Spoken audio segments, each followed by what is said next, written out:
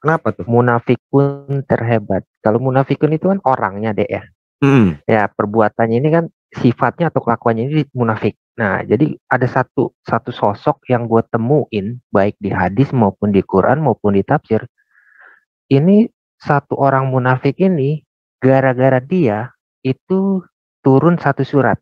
Satu surat Al-Munafikun itu suratnya surat 63, tapi itu akan kita bahas belakang.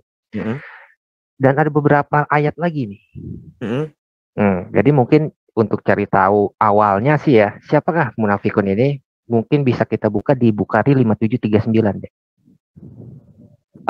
Saya Bukhari berapa?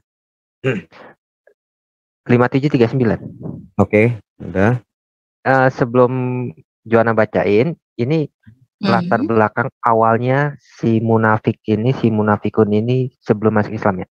Jadi kita bisa lihat nih, histori belakangnya dia seperti apa, lalu kenapa ada perbuatan-perbuatan dia yang tanda kutip menentang. Jadi kita bisa tahu. Gitu. Oke, Joanna, yuk. Oke, siap. Bahwa Rasul pernah mengendarai seekor keledai dilengkapi dengan pelana yang terbuat dari kain fadak. Sementara Usama berada di belakang beliau, beliau pergi untuk menjenguk Sa'ad bin Ubadah di Bani Al-Kharis bin Al-Khazraj. Kejadian ini berlangsung sebelum Perang Badar. Majelis yang di dalamnya terdapat Abdullah bin Ubay bin Salul itu terjadi sebelum Abdullah bin Ubay masuk Islam. Di dalam majelis itu berkumpul pula orang-orang yang dari kaum muslimin, orang-orang musyrik, para penyembah berhala, dan orang-orang Yahudi. Di kalangan kaum muslimin terdapat Abdullah bin Rawaha. Ketika majelis tersebut dikepuli oleh debu yang ditimbulkan oleh hewan tunggangan, Abdullah bin Ubay langsung menutup hidungnya sambil berkata, "Hei, jangan kamu kepuli kami dengan debu, Rasulullah." Rasulullah mengucapkan salam kepada mereka, lalu beliau berhenti, turun dan mengajak mereka kepada Allah, dalam kurung memeluk agama Islam, dan membacakan kepada mereka Al-Quran. Mendengarkan hal itu, Abdullah bin Ubay berkata, "Hei, apa tak ada yang lebih baik dari yang kau ucapkan? Jika itu benar, jangan ganggu di pertemuan kami. Kembalilah dan bacakan saja kepada orang-orang yang datang kepadamu." Mendengar itu, Abdullah bin Rawaha berkata, "Ya Rasul, sampaikan saja kepada kami dalam pertemuan ini, karena kami menyukai hal itu." Maka kaum muslimin, orang-orang kafir dan Yahudi saling mencaci maki satu sama lain hingga hampir saja mereka berkelahi. Nabi tidak henti-hentinya menenangkan mereka hingga mereka semua kembali tenang. Setelah itu Rasul menaiki kembali keledainya dan melanjutkan perjalanan hingga sampai di kediaman Sa'ad bin Ubadah. Lalu Rasul berkata kepada Sa'ad, "Wahai Sa'ad, tidakkah engkau mendengar apa yang diucapkan Abu Hubab?" Yang beliau maksudkan adalah Abdullah bin Ubay. Dia telah berkata ini dengan dan itu. Mendengar itu, Sa'ad bin Ubadah berkata, "Demi ayahku, maafkan dia wahai Rasulullah dan berlapang dadalah kepadanya. Demi zat yang menurunkan kitab kepada Anda, Allah telah datang dengan kebenaran yang diturunkan kepada Anda." Dalam kurung dahulu, penduduk telaga ini dalam kurung penduduk Madinah bersepakat untuk memilihnya dan mengangkatnya. Namun karena kebenaran yang diberikan kepada Anda ini muncul, sehingga menghalanginya dalam kurung Abdullah bin Ubay menjabat sebagai pemimpin. Thank you, stop di situ aja. Nama yang sosok yang mau saya angkat itu adalah Abdullah bin Ubay bin Salul. Jadi dari keterangan hadis ini kita bisa tahu juga ternyata dia ada orang yang sangat powerful ya di sukunya. Karena kan dikatakan dia akan diangkat menjadi pemimpin. Apa aja nih yang telah dilakukan oleh Abdullah bin Ubay sehingga diturunkan ayat. Kalau kita lihat di surah 4 ayat 72. Surah 4 ayat 72. Ya, oke. Gue bacain ya. Surah 4 ayat 7 di sini kan dikatakan nih. Dan sesungguhnya di antara kamu ada orang yang sangat berlambat-lambat ke medan perang. Maka jika kamu ditimpa musibah, ia berkata, "Sesungguhnya Tuhan menganugerahkan nikmat kepada saya karena saya tidak ikut berperang." Nah, kalau kita lihat di tafsirnya, tafsir Ibnu Katsir, tafsir Al-Jalalain dan juga tafsir Ibnu Katsir itu menyatakan ayat ini turun berkenaan dengan Abdullah bin Ubay bin Salul. Jadi mereka memprovokasi beberapa orang Muslim untuk tidak ikut berjihad. Itu kira-kira ya menurut riwayat, bukan menurut hadis, menurut riwayat itu kira-kira 300 orang. Maka itu turunlah ayat ini. Menurut Ajalalain dan juga menurut Ibnu Katsir, itu klop berdua sama. Ya, An-Nisa 72. Tafsir Ajalalain dulu deh ya, yang paling pendek. Tafsir Ajalalain menyatakan, dan sungguh di antara kamu ada orang yang berlambat-lambat atau bersikap lamban menghadapi peperangan seperti Abdullah bin Ubay si munafik dan kawan-kawannya itu. Itu Ajalalain ya. Itu dia menyatakan bahwa ayat ini berkenaan dengan Abdullah bin Ubay. Nah, kalau kita lihat di Ibnu Katsir juga menyatakan hal yang sama, itu di sesungguhnya bla bla bla bla kiranya. Nah, Allah SWT memerintahkan kepada hamba-hamba yang beriman, yang dimaksud ialah lafaz subatin, tetapi Ali Ibnu Abu Talha meriwayatkan dari Ibnu Abbas sehubungan dengan firman-Nya, majulah, An-Nisa 71, yaitu sekumpulan demi sekumpulan, dengan kata lain berpencar menjadi beberapa satu pasukan, maksudnya kalian semua maju, kalian sama oleh yang keduanya nih, menurut Mujahid, makna yang dimaksud ialah bukan hanya seorang. Ayat ini diturunkan berkenaan dengan orang-orang munafik. Menurut Muqatil Ibnu Hayyan, makna firman-Nya benar-benar ia berlambat-lambat ke medan pertempuran. An-Nisa 72, ya ini dia tidak ikut berjihad. Tetapi dapat pula diinterpretasikan bahwa makna yang dimaksud ialah dia memang bersikap lamban dalam menanggapi anjuran berjihad. Dengan kata lain, enggan melakukan jihad dan menganjurkan orang lain untuk enggan berjihad. Seperti yang dilakukan oleh Abdullah Ibnu Ubay Ibnu Salul. Semoga Allah mengutuk perbuatannya, dia tidak mau ikut jihad. Nah, jadi kalau kita di tafsirannya, ayat ini turun berkenaan dengan Abdullah Ibnu Ubay yang tidak mau ikut berjihad. Karena kan orang muslim pada saat itu kan harus berjihad atau harus berperang. Dan ini salah satu bentuk daripada yang dikutuk gitu loh. Kalau dia tidak mau ikut berjihad. Lah, terus ini maaf. Si Abdullah bin Ibnu Salul ini, Ibnu Salul ini, dia menghindar itu lebih ke masalah takut atau ada kepentingan politik sih? Ada kepentingan politik. Kepentingan politik karena kan dia merasa sebenarnya dia tidak cocok ya sebenarnya dengan kepemimpinan si Muhammad, karena di ayat yang lain itu Abdullah bin Ubay itu dia ada percobaan membunuh Muhammad deh. Ya, itu di ayat lain. Ayatnya kurang lebih sih daripada ayat ini sebenarnya ada kutukan kalau nggak mau ikut berperang. Surah 9 73 sampai 74.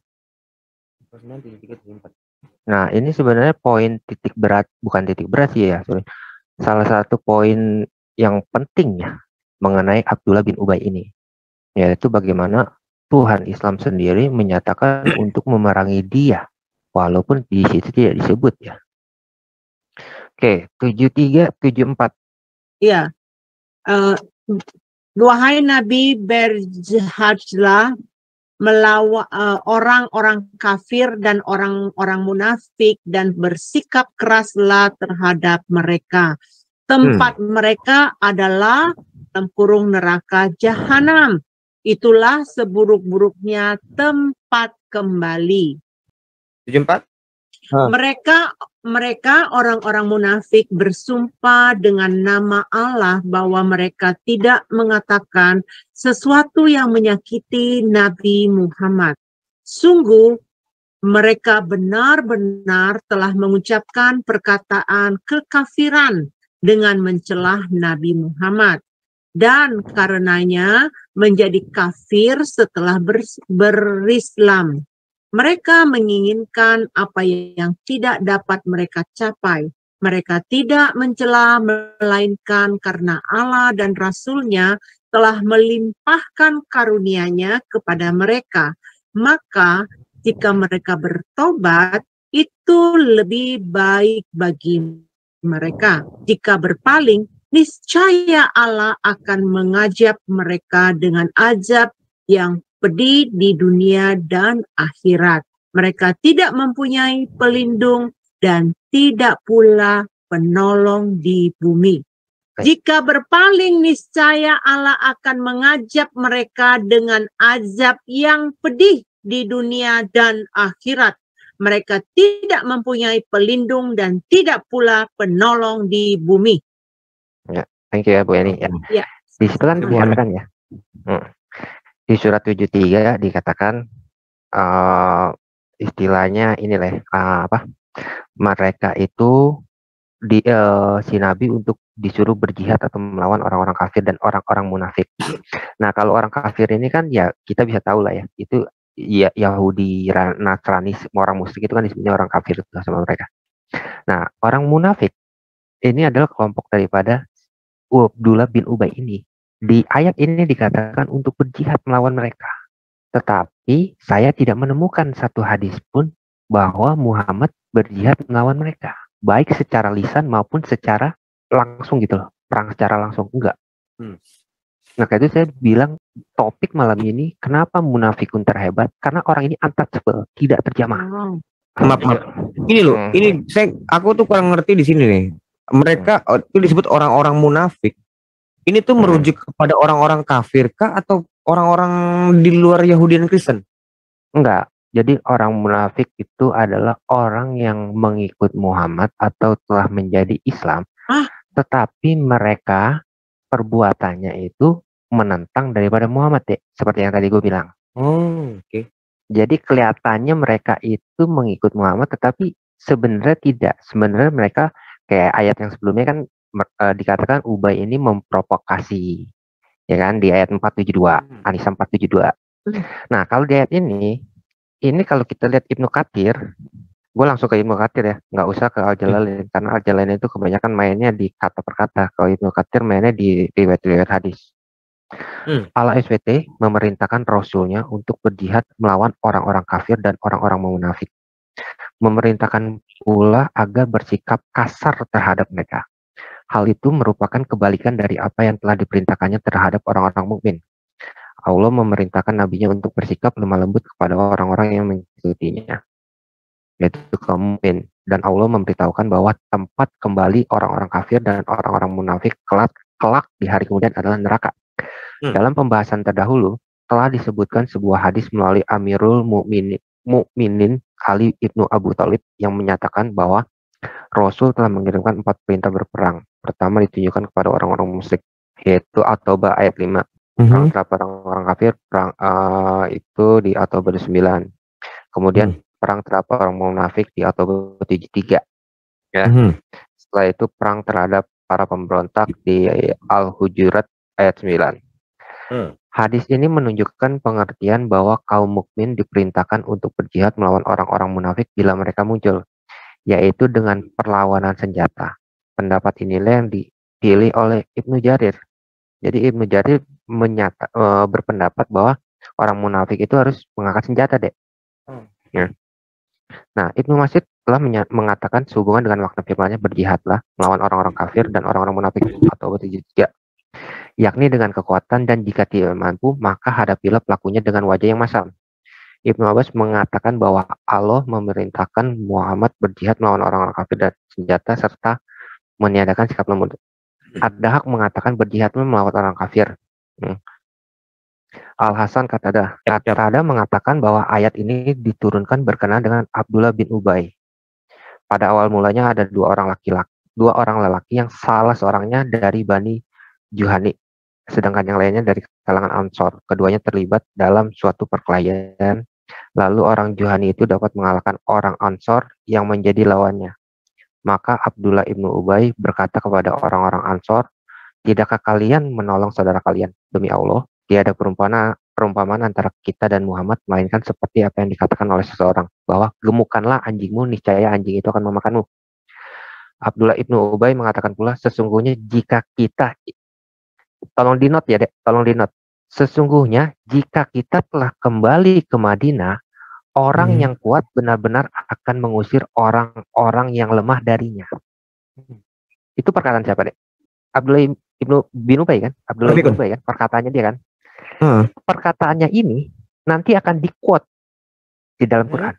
Kalau misalkan teman-teman muslim kan suka bilang nih, oh itu perkataan Al-Quran itu perkataan Allah. Itu tidak sesuai dengan apa yang tafsir katakan dan juga hadis katakan.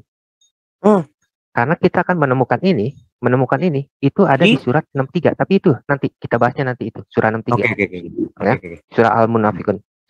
Sesungguhnya jika kita telah kembali ke Madinah, orang yang kuat benar-benar akan mengusir orang-orang yang lemah darinya. Ya.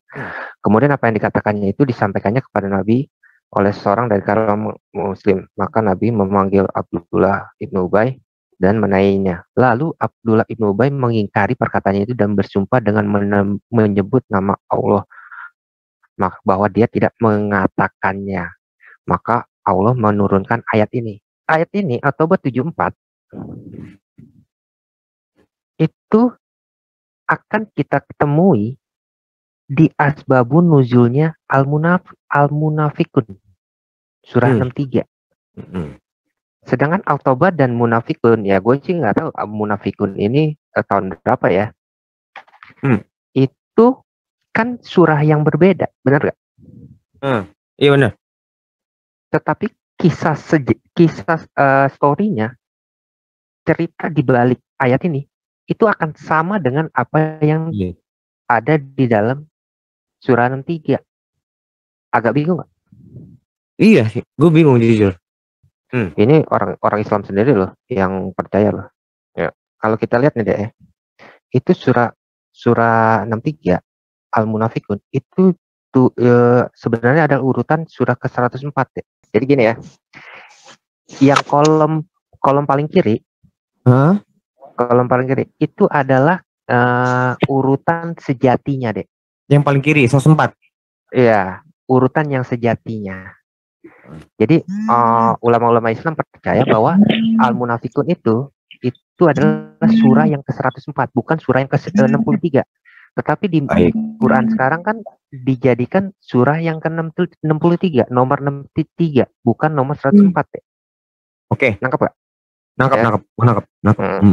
Nah, bisa ya? Kalau kita lihat, maka itu kan bingung juga. Mereka kan anti kronologi ya. Tetapi kalau kita lihat ya, At-Taubah itu ada di 103 deh. At-Taubah 103. Yang tadi gue bacain itu ada urutannya di 103 atau surah-surah paling akhir nih. Ya, 113. Itu kan At-Taubah kan nomor 9 yang Quran sekarang kan? Bener kan? Bener. Ada rentang berapa lama deh? Ada jarak berapa lama? 1, 2, 3, 4, 5, 6, 7, 8, kurang lebih 9 deh.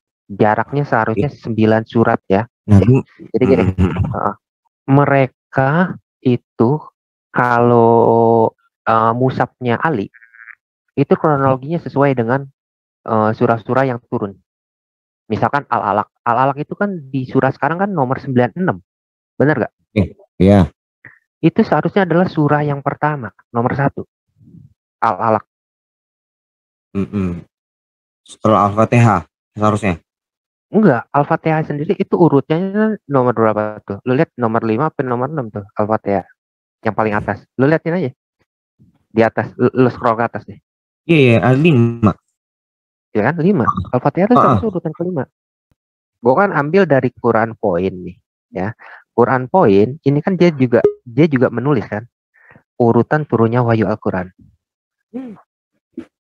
Benar gak? Ini adalah dari website Islam sendiri dan ini bukan karangan gue, bukan karangan misionaris dari barat tanda kutip, bukan. Kalau mereka mau menanyakan kepada ustadz mereka pasti akan menjawab, iya, Al-Alaq itu adalah surah pertama. Nah, kan yang gue mau bahas adalah Al-Munafikun atau surah 63. Surah 63 itu kan kalau kita lihat nih berdasarkan urutan awalnya itu adalah di nomor 104, bener kan, Dek? Sedangkan At-Taubah itu di urutan 113. Kenapa gue mau bahas ini? Karena kan tadi gue udah bacain At-Taubah 73, 74.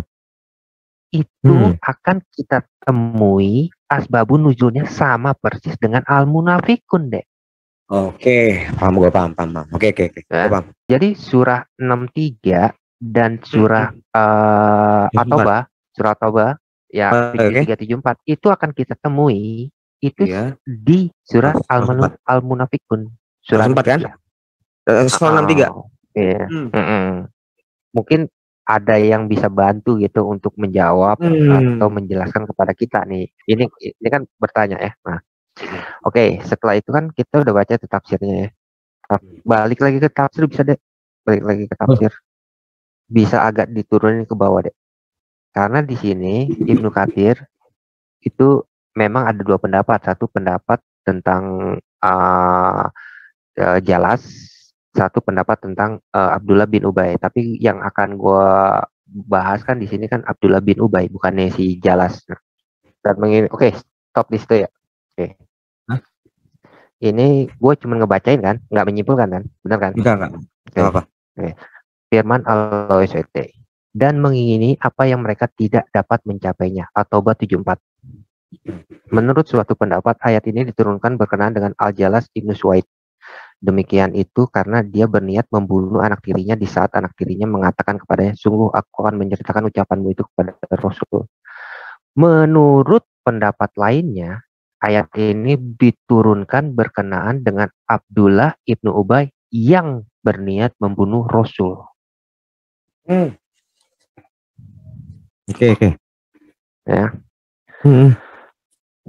Nah, karena malam ini gue mau bicara tentang munafikun terhebat, jadi otomatis otomatis gue mau akan menanyakan kepada mereka, kepada teman muslim untuk menjelaskan. Ibnu Katsir di sini menyatakan ada pendapat bahwa Abdullah ibnu Ubay berniat membunuh Rasul. Betul kan? Menurut Ibnu Katsir. Dia menukil dari gue nggak tahu ya kan? Ya. As-Sadi mengatakan bahwa ayat ini diturunkan berkenaan dengan sejumlah orang yang hendak mengangkat Abdullah ibnu Ubay sebagai pemimpin, sekalipun Rasul tidak rela. Betul kan? Betul. Nah, memang ada riwayat yang lain. Tapi di sini yang gue mau tanyakan kepada mereka, Abdullah ibnu Ubay ini dia diazab sesuai dengan surah 9 ayat 74. Di surah 9 ayat 73 untuk diperangi.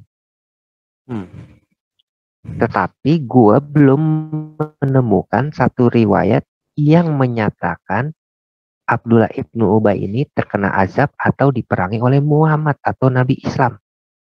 Itu yang akan yang malam ini gue pertanyakan kepada mereka. Tolong jelaskan. Kenapa?